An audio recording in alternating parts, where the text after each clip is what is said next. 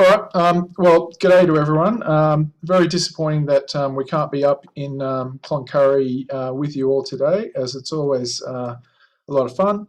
But I'm glad we can present some of this work to you anyway. And thanks to the people who've already mentioned it today. I'm going to give you just a bit of an overview of Cloncurry metal, and I'm going to describe 3 novel vectors for IOCG exploration. And you know, this photo here, I think it's quite interesting because you've got a geophysicist, a structural geologist, and a geochemist all standing on the star line here. And it's amazing how different disciplines, we all find different vectors to mineralization. The real idea with this project is to try and get us all pointing in the same direction.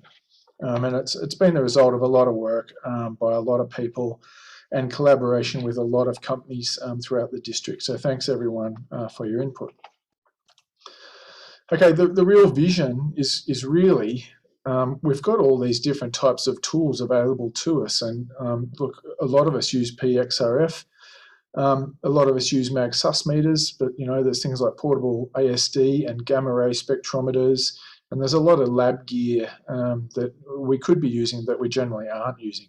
So what can we use these sort of tools for to tell us more about a mineral system? That's sort of the idea.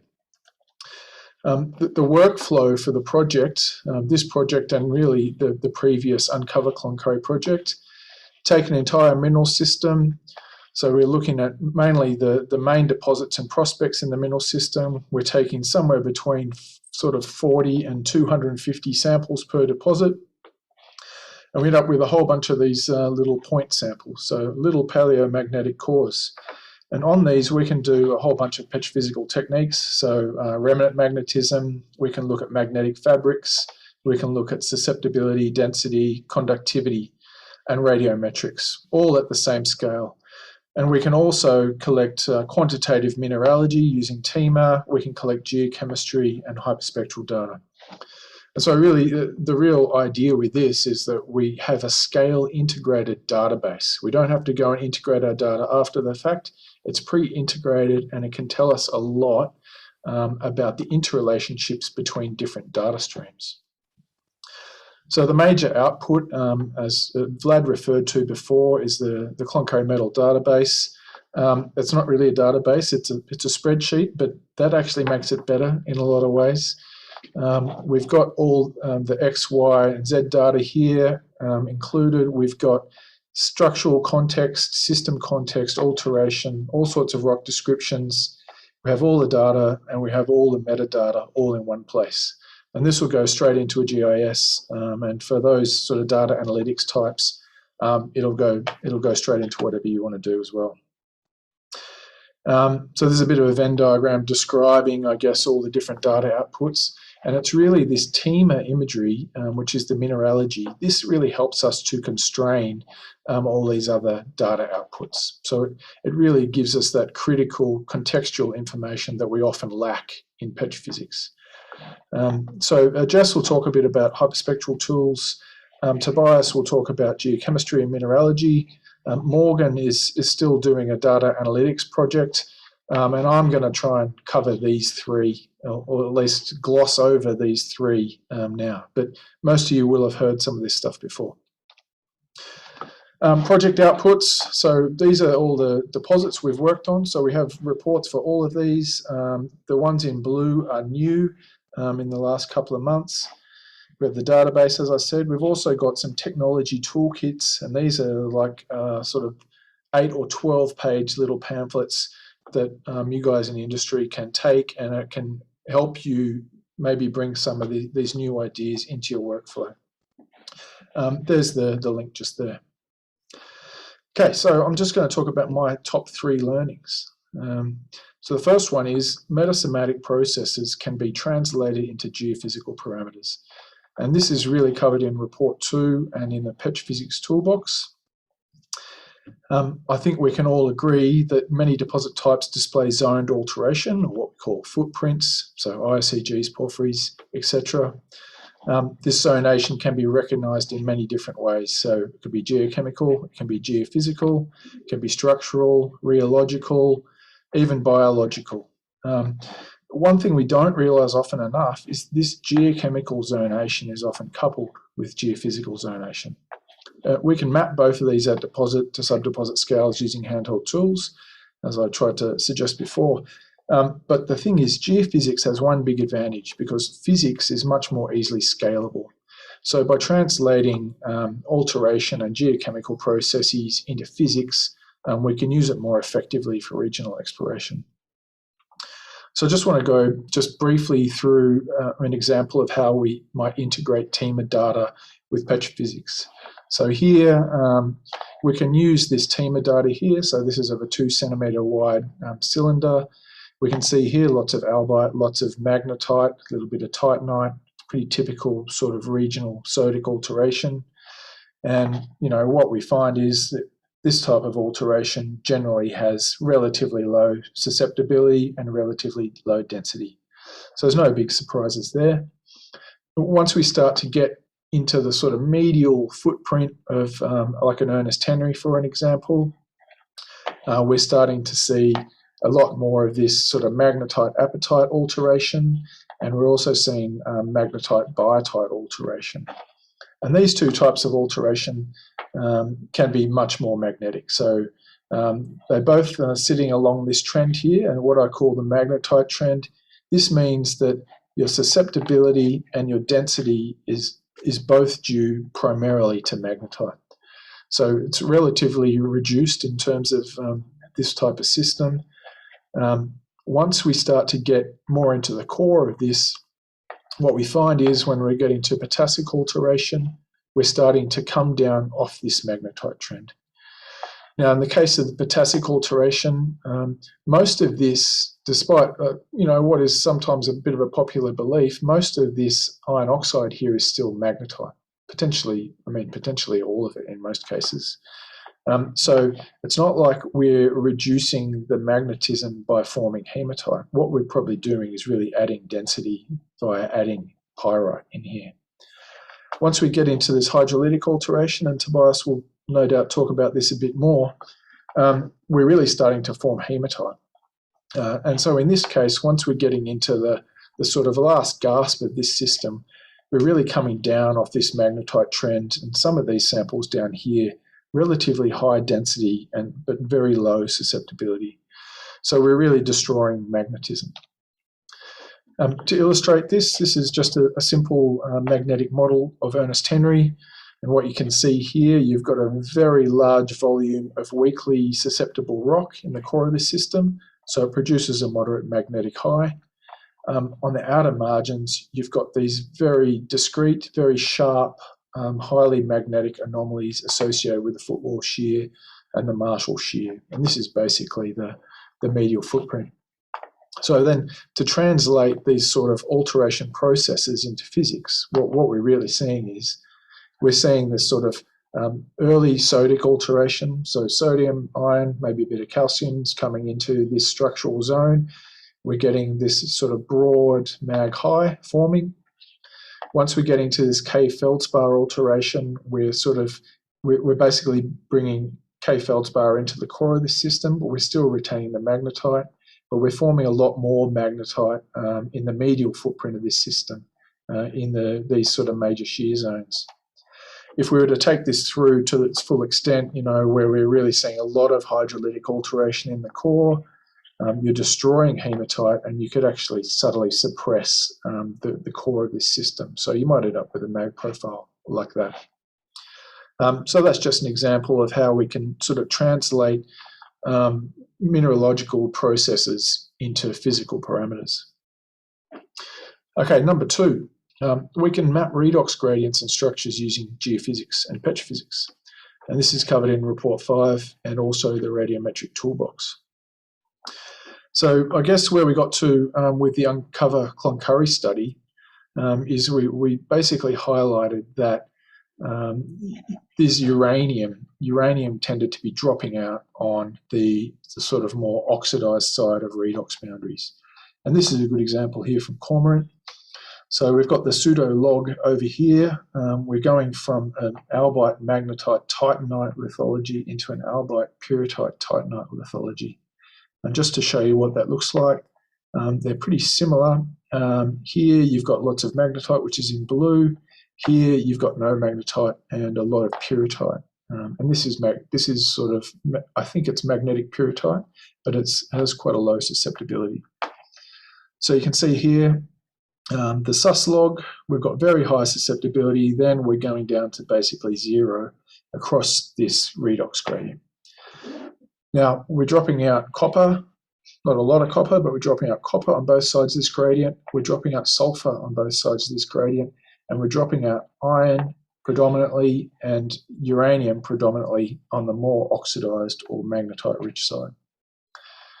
So from this, we decided that we needed to do magnetic petrophysics on all our samples. And this is just a way of showing the results briefly. About 5% of all the samples we studied had very high uranium squared over K ratios, so sort of above 10 or 20, let's say. Of all these samples, they're all mineralogically unusual samples, I'd say. They're all IOCG or ISCG deposits. They all contain carbonates. They all contain apatite. And I guess in terms of what they're telling us about redox, they have a mixed sort of redox signature. So some have magnetite and pyrrhotite, some have magnetite and hematite, and some have titanite, plus or minus rutile, and ilmenite. So they're giving us mixed messages. Now, I just want to illustrate this point a little bit using Staro 276, and thank you to Damien and the Genova crew for having us out there. We're going to look at this drill hole first, which intersects this 276 down deep. This one, which intersects 276 up much higher. What you can see here, and in this case, our anisotropy or our magnetic fabrics and our radiometrics are done just on our little cores in this example, but we're seeing a low strain zone which coincides with a spike in the uranium. And on each side of this, we have this little sort of halo where we have high susceptibility and we have high gold, copper, iron, and sulfur. So in this case, we've got chalcopyrite associated with magnetite and also gold altogether. In the core of this zone here, though, we've got hematite, we've got quartz, and we've got chlorite. So it's quite similar to that hydrolytic alteration that we're seeing in Ernest Henry. And this is much more oxidized, obviously. Now, this is a drill hole going through the upper part of the mineralization. And in this case, we've actually collected downhole data for radiometrics using a gamma ray spectrometer in the field. And this makes for quite an interesting little log as well, because what we can see here, we can see this sort of high zone in the uranium through here, and this is associated with pretty much all the gold in this system. It's associated with all the gold, and you can see it's associated with the highest amounts of iron. Now, all this iron, as you can see here down the bottom, very low susceptibility. So all of this here, it's not magnetite at all. It's pretty much all hematite, except for maybe that little squiggle there. As we start to go into the footwall, however, you can see here lots of sulfur, lots of iron, and we've got high susceptibility. So here we're going into the more reduced part. We've got magnetite and pyrite and biotite. So in some ways, this is similar to the more sort of medial footprint that we're seeing at Ernest Henry. So this is maybe a bit more of a gradient, but again, what we're seeing is we're seeing a core structure that is associated with oxidation. Okay, so lastly, AMS can quantify structural controls and predict ore body geometry. So AMS is basically the magnetic fabric of the rock. And Paul was showing you that information in 3D before. So most of you would have heard all this before. I've been saying this for a long time. What we're seeing at Ernest Henry is with progressive alteration, we're seeing a transition from, mostly compressional tectonics into transpression, which Derek was talking about before, and then lastly, we're really going into strike-slip conditions. So I've told you all that before. What we've found with this project is, in fact, this north-south structure, which I have been talking about, but without much evidence, it is actually there. We've actually got a drill hole EH632 that's gone straight down this north-south metasomatizing structure of building. And we can see here, this is the K2 and the K1. If you draw a line between those two, that's basically the magnetic fabric. And if you sort of integrate that with the main southeast dipping fabric here, what you find is that the mineralization sits at the intersection of this north-south structure with the main southeast dipping fabric. We can see this in the fabrics present in the breccia. So some parts of the breccia have this southeast, moderately southeast dipping fabric, and some parts of the breccia have this north-south fabric. So it's pretty strong evidence that the AMS is telling us about the structural controls of this deposit. Now, of course, that's pretty in-depth sort of stuff for most exploration companies to do. But the other quite amazing thing is the K1 direction in the AMS, or the magnetic fabric data, that will pretty well accurately predict the ore body plunge in most instances. So you can see that here at Ernest Henry, but it works at a number of other places too. So some of the star bodies, Maronan, several others as well. So this one here, this is Eloise. You can see this is just in Leapfrog, I think, and just measuring the ore body plunge here using the tool in Leapfrog, and it just so happens to be exactly where the K1 data is plotting. Now, I won't go into the structural, all the structural details, but it seems to me it's probably forming at the intersection of these splays here. So a handy tool, come and give us some bits of rock. We can potentially tell you where to drill your next hole. Okay, summary. So I think what I'm trying to tell you is geophysics can tell you about a lot of the critical aspects of IOCG that you need for exploration. So in terms of petrophysics, you know, we can see here we've got a broad susceptibility, broad sort of moderate susceptibility zone in the core of Swan here. Outside of that, we've got discrete magnetic zones which are structurally controlled. And that's pretty much something that you should be looking for, I think, for IOCGs. We're looking for zoned geophysical expression. We can also use magnetics to tell us about structural controls. Here you're seeing you've got this sort of more or less north-northwest trending structures, and they're truncated here by these west-northwest structures. Swan is sitting in the middle here. So we can do that with magnetics at this scale, but in both cases, we can also do that with petrophysics if we're undercover. And the other thing is radiometrics.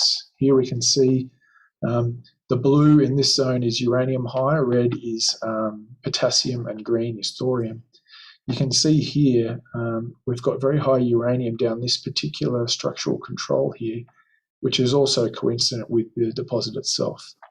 So we can use radiometrics to tell us about redox structure, or can tell us about alteration pathways. So you do all these at this scale. You can also do it with petrophysics. So just in conclusion, geochemical footprints and structural controls, they basically define geophysical zonation.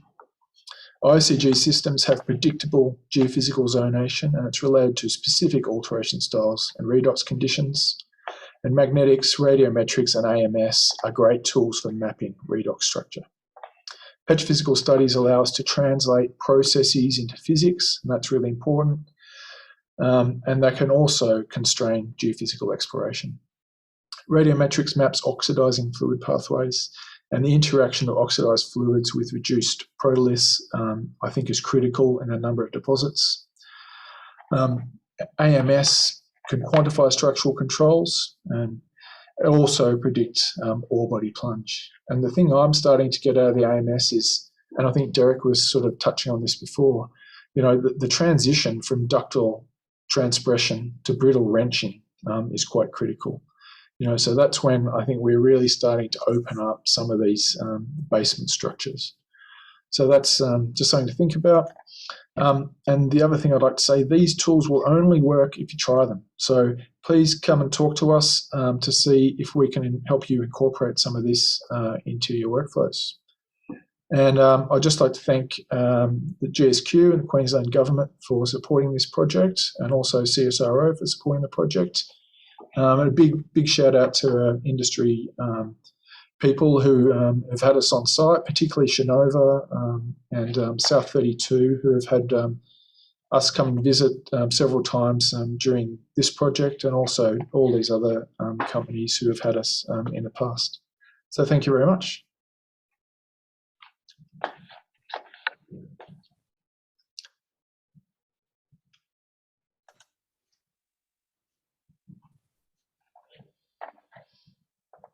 Someone else taking over? Yeah, I can. Yeah. Okay. One sec. Thank you, Jim. So that was a good introduction to the project, and Jim told us again that Petrophysics wins, and Jim has been telling us all along. And the project collected lots of data, including geochemistry and mineralogy. So any time for quick question from the audience before we go? I've got one online. Okay. All right. Jim, was there any specularite found in the system? Specularite, as in specular hematite. Yes. In Stara, yeah, absolutely. A lot of it is. Yeah. Cool. I don't know. Thank you. Send me a message if you want, Lionel.